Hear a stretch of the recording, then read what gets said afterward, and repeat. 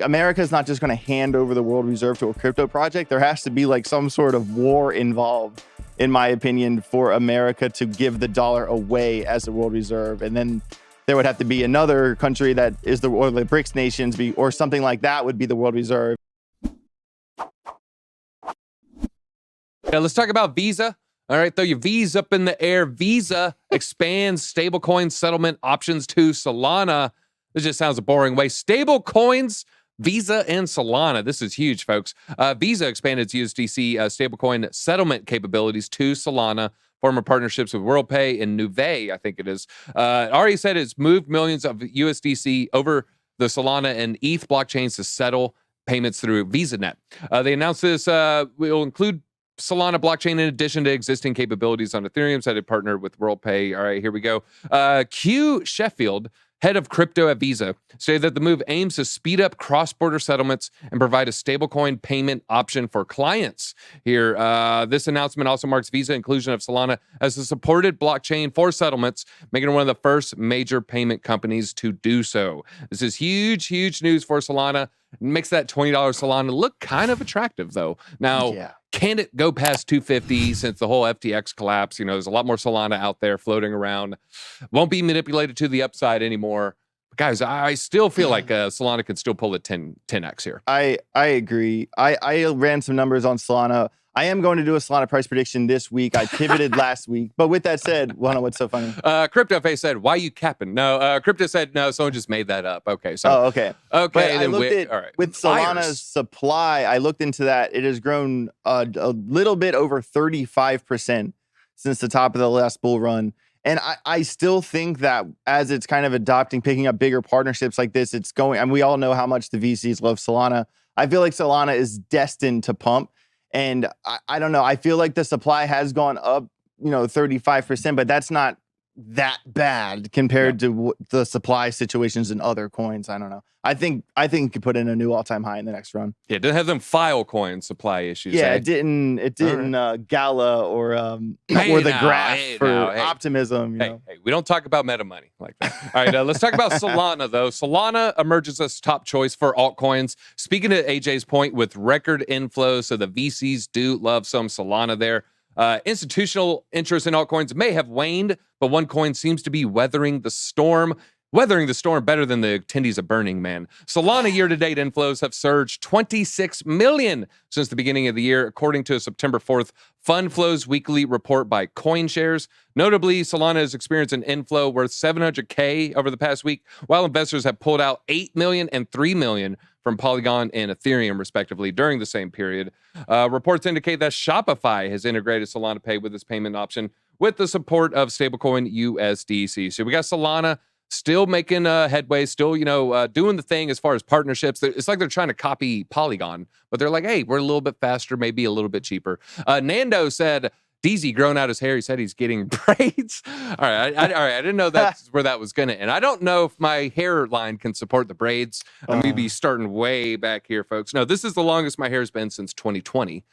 Jess Jim says, congrats, DZ and Kat. Yeah. Big news. Yeah. I got, publicly, I'm engaged over the weekend. She said yes. She said yes. She said yes. Congratulations, bro. Hey, thank you. That's awesome. When are you going to pop the question? Kind of answering this on a public, we are on a live that's when you just say stream. soonish. But yeah, so Jade and I have been together for over 5 years now. And now that we hit the 5-year mark, we've been having the conversation more and more and more. It feels like more real. Like once you hit 5 years, like you're in.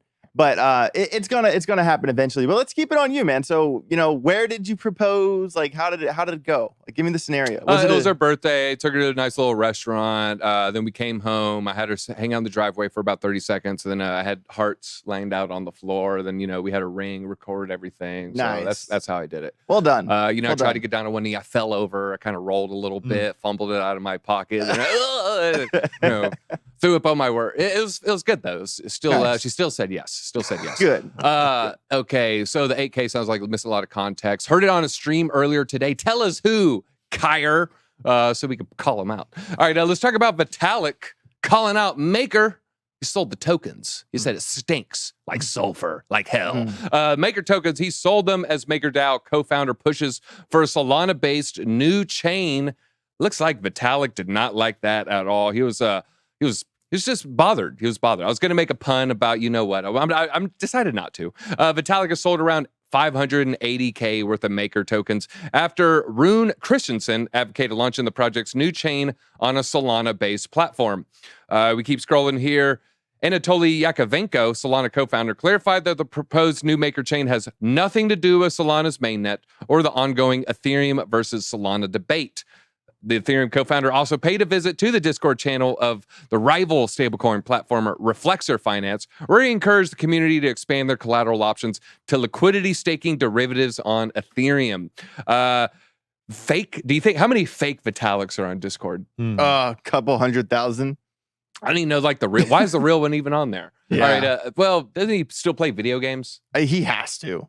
He has I feel to. like he has to. When you say he has to, is that based off his looks? No, I just feel like a someone with a real math brain like that just has to enjoy video games. They like puzzles, like games that like challenge you. I don't even know what an example, like a Devil May Cry, Assassin's Creed, make you think kind of game. I don't know. Makes sense. Okay. I can see him fitting that into his lifestyle. Yeah. All right. Ethereum co-founder went on to recommend to the community that if MakerDAO is torpedoing itself in weird directions, then Reflexer can improve by providing more collateral options like MakerDAO. Nevertheless, Butterin added that there's value in maintaining some kind of norm where ETH is the collateral. Yeah, I mean, ETH has been relatively stable. And so I would say, congrats on, holding this 16 to 18K stable range as, Bitcoin's kind of doing a little bit bigger moves.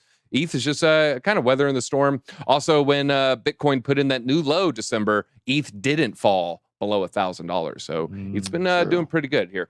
All right, that was our Visa moment. Are you ready for the XRP section? I'm always ready for the XRP section. Drew, what's your thoughts on XRP? You love it, hate it? I like it. I don't love it. Okay, let's not get crazy here. But I'm holding into the bull market. I've been a holder since the COVID crash, and I got a great bag.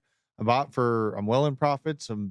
It's a long-term thing that it's kind of like the massive variable I feel like is out there in cryptocurrency right now because of how many overlapping people from central banks they have. So it's an interesting thing, interesting kind of conspiracy going on right now, and it's playing out pretty spot on to what we thought with Fed now and the timing of the settlement on the tokens themselves.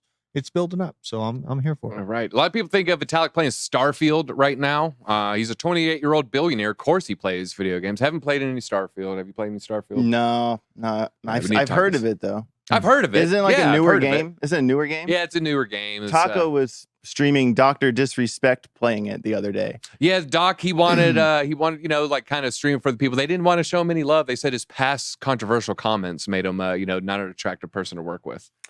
He's hilarious. He's one of those people who could probably do anything, and I'd still watch his streams because he's funny. His E3 live stream is one of the best live streams in the history of streaming. Remove the part where he went to the bathroom, although that wasn't his fault. That was his cameraman's fault. And he even said, "What are you doing? Follow me in here." Still fantastic E3 live stream. I watched part of it. I should have watched the whole thing. All right, let's talk about Ripple here. Ripple shifted from XRP as a reserve currency to stable coins on DEXs. What? Historically, the ambition for XRP was grand. Statement from 6 years ago, recently unearthed, revealed Ripple's aspiration to position XRP as a world reserve currency. In both an unearthed blog post and a speech from Brad Garlinghouse, the company laid out its vision for XRP. We didn't make this up. Since the beginning, Ripple has stated they're set to become the world's reserve currency. That's definitely the narrative I've heard before. However, this narrative seems to be undergoing a transformation. Prominent influencer Crypto Airy weighed in on the matter, stating Ripple had already sidestepped the narrative of XRP becoming a reserve currency. They haven't broached that topic in recent years. She further referred to recent comments by CTO David Schwartz, who stated that fintech is talking to banks and large financial institutions to bring stable coins to their yet-to-be-released proprietary DEX integrated on-demand liquidity, their ODL. Thus, the focus appears to be shifting towards the integration of stable coins on the ledger and the potential utilization of decentralized exchanges in the ODL service. Schwartz also provided insights into the company's current trajectory.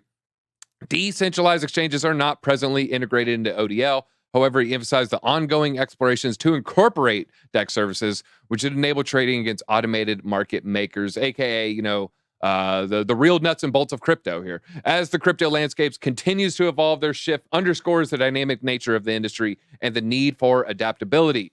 Whether XRP's role as a reserve currency is truly in the rear view, or if it's merely taking a backseat to more immediate advancements, remains to be seen. I think if this is the future and we're 20 years in the future and everything's on the XRPL, say everything, it's more things, a lot of things, you know, you're paying your parking ticket with it, everybody, hey, I tipped the waiter with it. I feel like it's more likely to be a stable coin than XRP. And I'm not trying to FUD XRP. I'm just, you know, kind of game theorying out like what that would look like. All right, I want to tip the barista for making my hot cup of joe here. And do I want to do a fraction of XRP, or do I just want to know I want to tip $1? I feel like doing fractions is just not going to be as easy as, I just want to give them $10 or 10%, you know? Yeah. I mean, the idea of something becoming the world reserve currency, I mean, that's a really, really big statement. Like, considering, like, you know, the average time like a country has held the world reserve is about 100 years. America has been world reserve since the Bretton Woods Agreement, right, Drew? So probably like 80 some years. Last year I had the number in my mind, but I forgot exactly how long it's been the world reserve. Regardless, for XRP to become a world reserve, that means like America would basically have to sign over the power. Like, the power would either have to be taken from them, for them. Like, America is not just going to hand over the world reserve to a crypto project. There has to be like some sort of war involved, in my opinion, for America to give the dollar away as a world reserve. And then there would have to be another country that is the BRICS nations or something like that would be the world reserve. And then there would be so much war involved, in my mind, for something to like for America to lose the world reserve currency. Well, do you agree with I me? don't think it'd be world reserve currency as long as Ripple Labs has half the supply. Oh. How does that work out? I don't know. It can't, right? I just know that countries want nothing more than control and power. That's really what it comes down to. I mean, so much of America's agenda comes down to the fact that they want power. And I don't see them just handing it over to a crypto project. You know what I'm saying? Yep. Like, that's a reach. All right, DZ's hairline holding for Chainlink and Chrysler 300. SBF probably played Pokemon Red with Bulbasaur, I think he misspelled that, as a starter since he could never make it Squirtle, meaning he can never complete the first gyms with Squirtle because it's easier with grass-based. All right, let's talk about Brock, Bitcoin, everybody. Fighting Brock, you're saying? Say what? You're fighting Brock in the first gym. So, well, yeah, because you have green's the hard. rock, but then also one Right. of the first ones is a water base, which makes Misty. Charmander the hardest of the three. Gotcha. Yeah. Gotcha. Okay, all right. Throwback to 1998 when I bought that game. Good times.